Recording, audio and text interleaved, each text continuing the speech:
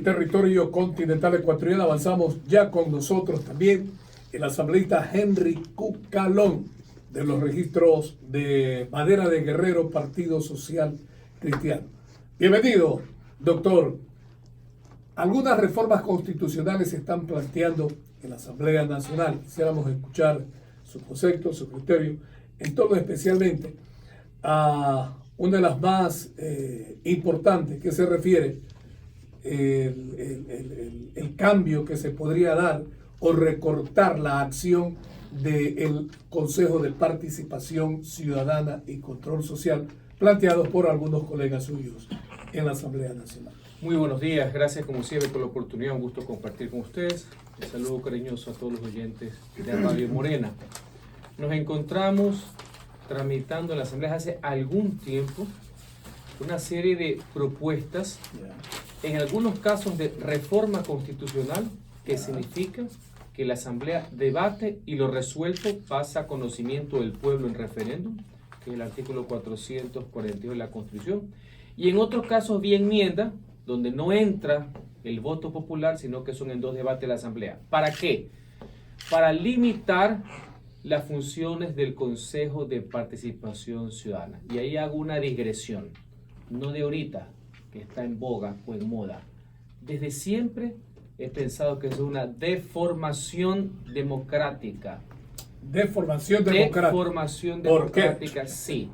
Porque este invento de Montecristi, que ni siquiera lo copiaron bien de Venezuela, porque el venezolano ni siquiera tenía las funciones de designar a dignidades o funcionarios, demostró en la práctica que fue un instrumento totalitario para estatizar la participación ciudadana y poner la voluntad y capricho del caudillo de turno, no solamente el que ideó esto en Montecristi. Así que las críticas fueron de siempre, no de ahora que hay cierta calentura con respecto al tema.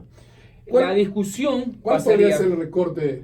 Básicamente dejarle las atribuciones que se refieren a su naturaleza y que fueron intrínsecas y que fue la génesis de lo que fue el Consejo de Participación, que es la Comisión Cívica Anticorrupción. Fortalecer la participación ciudadana, lucha eficaz y frontal contra la corrupción, fundamentalmente.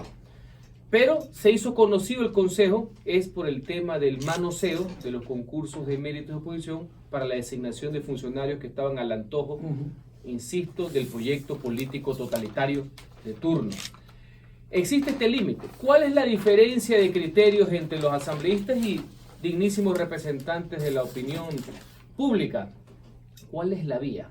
Ya pues dejar intocado, insisto, a este engendro cuasi democrático no tiene presentación, pues son los que están pensando en pinchar, imponer puestos y ver cómo cuadran. Si ven que tienen 15 días no se ponen de acuerdo en nada, pero están viendo cómo se reparten la torta, pues en el fondo de los puestos. Me explico, la parafernalia, todo lo que es la parte populista de cuadrar a cuántos te toca a ti, cuánto le toca a fulano. Es la vía, y la vía ni siquiera la vamos a designar nosotros.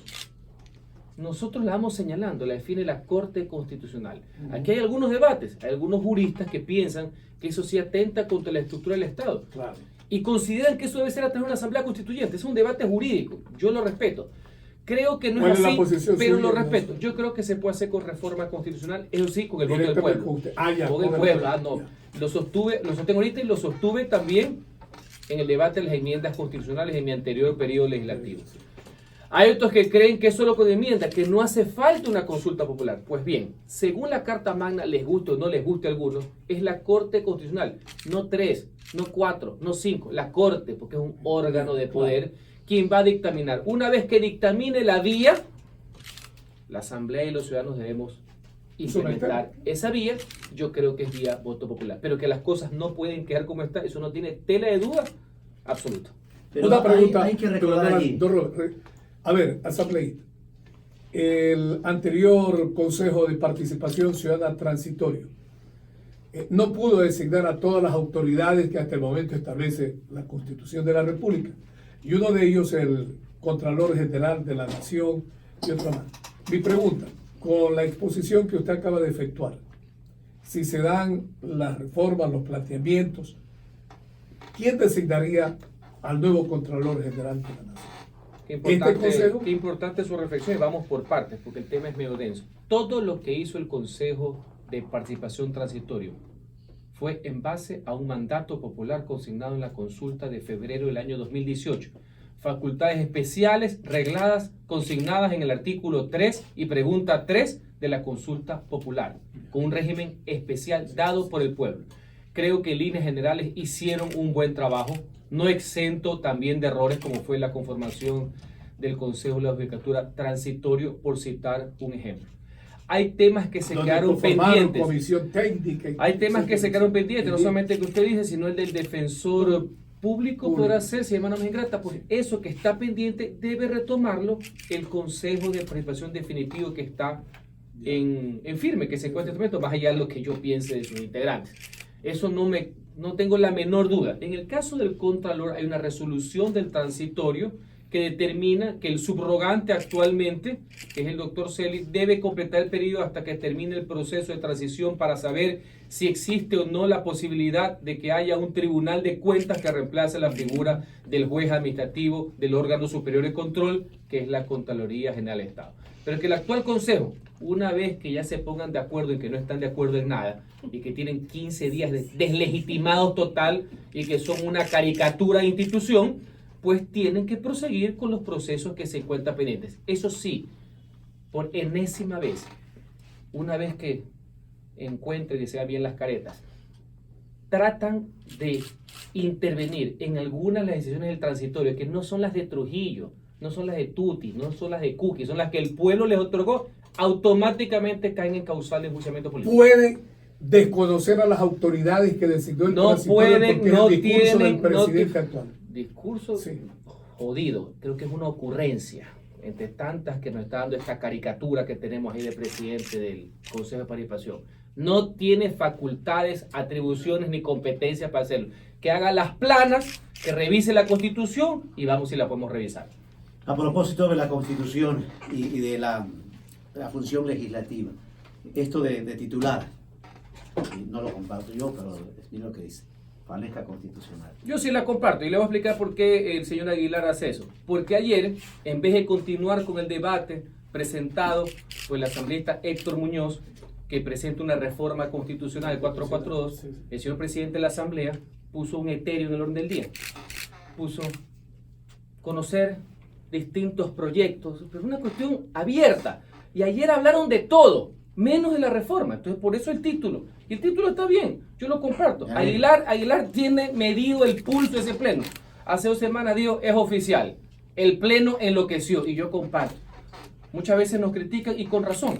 Esa es labor también de la prensa, que siempre va a tener un conflicto con el poder. Porque y se eso habló no, de la Asamblea Nacional. lo que pasó ayer fue, insisto, más ya que estoy aclarando cuáles son las vías, etc. En el fondo es lo que dice Aguilar. Pero dígame Con una ese cosa. titular, la Asamblea está igual que el Consejo de Participación Ciudadana de estos 15 días. No Dice nada. es lo mismo, porque no puedo generalizar en esa línea, porque ahí mismo él hace la diferencia en los que sí tienen clara la película, como hace una semana salió una línea de mi intervención en cuanto al tema del servicio público y fui poniendo los puntos sobre las sillas, mi querido amigo.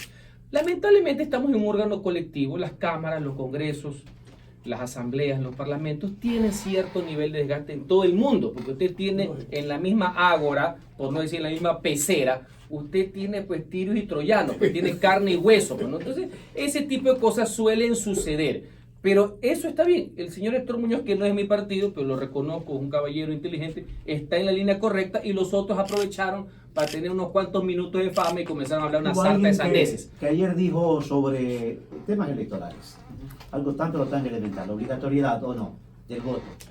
Mire, ese es un tema muy interesante. Yo durante muchos años, cuando he sido profesor universitario, he sostenido la tesis de que el voto debe ser voluntario, porque lo que es un derecho no puede considerarse una obligación. Eso como un concepto académico. Ahora que estoy donde las papas hierven, en la política activa, no he cambiado de criterio, pero le voy a hacer una reflexión.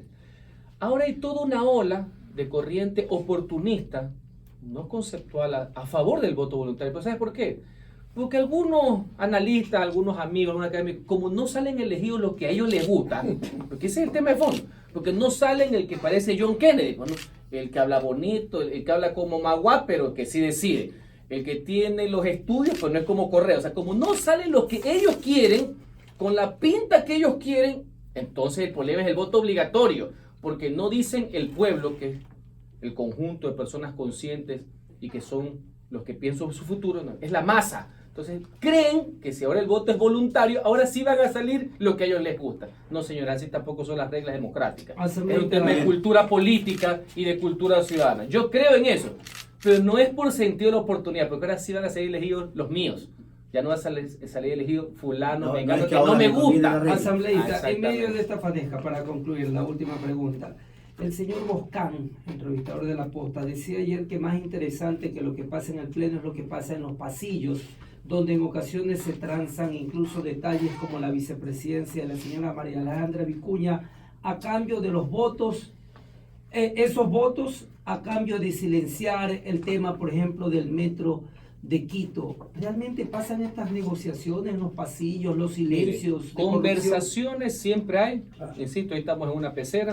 Permanentemente converso con todas las bancadas políticas. Se acerca inclusive a mi curul. Eso es lo normal. Cuidado, lo vemos como algo anormal. Claro, es que el tema es que para silenciar... Parlamento viene parlamentario. Mire, para silenciar no solo hace falta pasillos, pues, dormitorios, esquinas o inclusive de frente, chat, teléfono. Allá lo viste. Yo soy diputado de la República, por ahí yo no me manejo. En todo caso, cuidado, pensamos que conversar es algo malo. Ojo, esa es parte de la labor de un Congreso de la República. El problema no es con quién conversas, el tema es qué es lo que conversas. El problema no es con quién votas, el tema es para qué votas. Y nosotros nos tendrán que juzgar la historia y el pueblo a través de nuestras actuaciones y de nuestros votos. Ahí es que se ve reflejado cuál es nuestra posición ideológica, y algunos si es que la tuvieran, y al final de cuentas, cómo es el Pero el Partido Social Cristiano, el Partido Social Cristiano no por nuestros votos los conoceréis. Así claro. simple. En el caso que usted menciona de la señora Vicuña, de la ex vicepresidenta de la República, nosotros no votamos por ella. Tampoco la vejamos en su momento. Pero aquí, como vimos un maniqueísmo pues burdo, de blanco y negro, el todo nada, ¿no? Esa vez no votamos por ella. No votamos. Nos dijeron, porque hay cierto sector de radicales que quieren que le insulte, poco más que le pegue. Así nos pasó también con la señora Cabezas. El año pasado sí votamos por ella, porque en el fragor de la caída de la institución del presidente de la Asamblea había que nombrar a alguien. Ellos tienen los votos. La señora en líneas generales, en ese momento, porque uno tiene que ver las cosas en el contexto, porque uno no es pues adivino, bueno, votamos. Nos dijeron pues samba canuta, pues, hasta que no íbamos a morir. Ahora los mismos votaron por el señor Litardo y me imagino que son próceres de la democracia. O sea, cuando alguien vota en conjunto por la gobernabilidad es un hijo de la celemba. Pero cuando ellos votan, pues me imagino han de ser Rocafuerte, Olmedo, han de ser, no sé. Muy bien. Muchas gracias al asambleísta Henry Cucalón. Tenía pendiente una pregunta, pero entiendo su tiempo, no sé si... No, sigamos. Ya, chévere. 8:13. En torno a la reforma al Código de la Democracia que se ha planteado, lo que concierne a la repartición de escaños, dice la señora presidenta del Consejo Electoral que se debe suspender, se debe terminar el método de Hong porque no se está favoreciendo a la minoría. Con las experiencias que se han dado. Ese será un tema de debate interesante. ¿Qué entenderá ella por minoría? Mire, la democracia es representativa. En una democracia representativa todo el mundo tiene espacio, pero todo el mundo tiene que tener los votos, pues. Y se lo digo yo, que he perdido elecciones y he ganado mi curul. En el año 2013, yo entré como último en mi distrito. Yo perdí las elecciones. Sin embargo, tuve un escaño. Perdí, pero soy el que tenía más que el resto de la fila, pues. Cuidado. O sea, para usted el método de Hong debe... Mire, el método de Hong puede ser revisado, puede ser aplicado. Pero cuidado, vamos a pensar que una persona que saca 25, 30, 40% pierde el escaño porque tiene escala que tiene el 2%. No. Una cosa es el espacio y ahí vienen los métodos de ponderación. Hay el Hong, hay el Webster, modificado. Usted sabe que para asambleístas nacionales es 1, para asambleístas provinciales por distritos de A5 es distinto. Yo creo que se podrá revisar, no, aparte de los Hong, es el método de distritalización. También porque es un método obviamente de conciliación de mayorías. Pero yo hago la reflexión, y yo he estado aquí 2 veces candidato, he ganado las 2 veces, pero no he ganado el distrito. el Partido Social Cristiano, las 2 veces que hemos estado en la Asamblea. Pero hemos ganado los distritos cuando hemos estado para candidatos del partido para concejales. ¿Qué es lo que quieren? Quieren que el que saque 1, 2 y 3% entre y que el cuarto y quinto de la lista que tiene 25 y 30% no entre. Digamos las cosas en español, pero suena muy bonito esta entelequia, el JON, las mayorías nominales. Vamos a ponerlo en español, castizo. ¿Eso es lo que tú quieres? Pues dilo, pues. Explica. ¿Quieres que el que tiene 3 llegue y que no llegue el que tiene 30? ¿La distritalización debe mantenerse para el 2021? Mire, ¿cuál es la lógica de la distritalización? Acercar al dignatario, al mandatario con su mandante, que conozca la realidad del sector. Creo yo que eso funciona muchísimo más en materia seccional, un concejal, que conoce su conurbación, por así decir. Eso yo lo entiendo. En el tema del asambleísta, para mí es un método de asignación. ¿Por qué? Porque el asambleísta, en mi caso, yo soy asambleísta por la provincia del Guayas, elegido por el distrito 1 de Guayaquil en 2 oportunidades, pero yo soy Guayas. Y cuando estoy en el Parlamento, usted sabe que no hay leyes para Guayaquil y leyes para Pichincha. Las leyes son erga omnes de carácter general que se denomina, a diferencia de una norma particular que es interparte. Pero bueno, son mecanismos. Yo también le puedo decir que el mejor mecanismo, ¿cuántos asambleístas eligen el Guayas? 20, ¿no? Sí. Si me pongo a filosofar y me pagan por la consultoría, le digo, pues hagamos 20 circuitos o 20 distritos. Claro. Uno por cada uno, como es casi todas partes del mundo. El 4. Que saca un voto más, gana. Claro. Y déjate hacer regla de 3, ¿ah? Déjate hacer calculadoras. El que saca un voto más, ganó. Punto. ¿No le gusta ese método? Asambleísta, financiamiento de campaña también revisar. Debe mantenerse, debe suspenderse el aporte. ¿Cuál fue el origen? Y ayer lo explicaba, tuvimos un simposio sobre lo que es relación prensa, poder, medios, leyes. ¿Cuál fue el origen de que vayamos a una especie de financiamiento público, supuestamente para democratizar el acceso justamente a esta participación electoral? Que hubo un señor que se llama Fernando Aspiazo, porque entregó $3 millones en un solo tajo, declarado, según él, ¿no? En una campaña en el año 98. Y después el bananero, y después ya sabemos quién. Entonces, la lógica era, señores, demos amplitud, que un señor que tenga ideas, que tenga propuestas, no se vea discriminado por esta avalancha oligárquica de dinero. Ese es, en teoría, no es más en el tintero. Sector privado. Vamos a poner esto para que el Estado ponga los recursos, y obviamente también falló, porque hay un tema intrínseco, que es la génesis de todo, que es el tema de la cultura política y democrática. Ahora resulta ser que el financiamiento es público y el contribuyente, que es el ciudadano, el que paga sus impuestos, tiene que pagar la novelería. Vamos a poner candidatos presidenciales. 12, 13, y acuérdense en el 2021 cuántos candidatos presidenciales va a haber, ¿ah? Fácil, 17, 18. Donde el monto es $1.800.000 más o menos en promedio. Que la mitad de los candidatos recién se enteraron que no era en billuso, sino en voucher, ¿no? Por eso eran las peleas de los partidos, pensaban que le iban a entregar la guita de una. Voucher. Ah, ya. O sea, el pueblo le tiene que tener 1.800.000 para que un señor vaya y saque el 1.8% y vaya a negociar el 1.8%. Ah, y el Estado, o sea, nosotros, los contribuyentes, el pueblo tiene que pagarle la novelería a este señor. Claro. Ah, ya. Y poner un límite a los aportes privados. Pero los límites ya existen. Los límites en el Código de la Democracia ya existen. Las normas no se cumplen. Si el gran problema que tenemos nosotros pero no es se un tema de impunidad. ¿Quién? Es que viene todo el tema que hay que mejorar, hay que reformar, que es de las actitudes. Decían que eran los consejeros elegidos por proceso, ahora que son nominados por la sociedad civil y por los partidos, señores. Resultados. Y sabe que en las campañas todo el mundo se ve, pues también. Se ve cuál es el que camina chiro con la justa y cuál es el que ha reemplazado las neuronas por las camisetas también. Pues, ¿no? Todo eso se ve. Así que aquí todo el mundo se conoce. ¿No? Se ven las gigantografías, se ven los afiches, se ve todo. ¿Y quién tiene que controlar el eso? Consejo Nacional Electoral. Porque así Esa se es la razón de límite del gasto electoral. Muy amable. Gracias al asambleísta Henry Cucalón. A ustedes, como siempre, un excelente fin de semana. Lo propio, que disfruten. Qué gusto, como siempre. 8:19.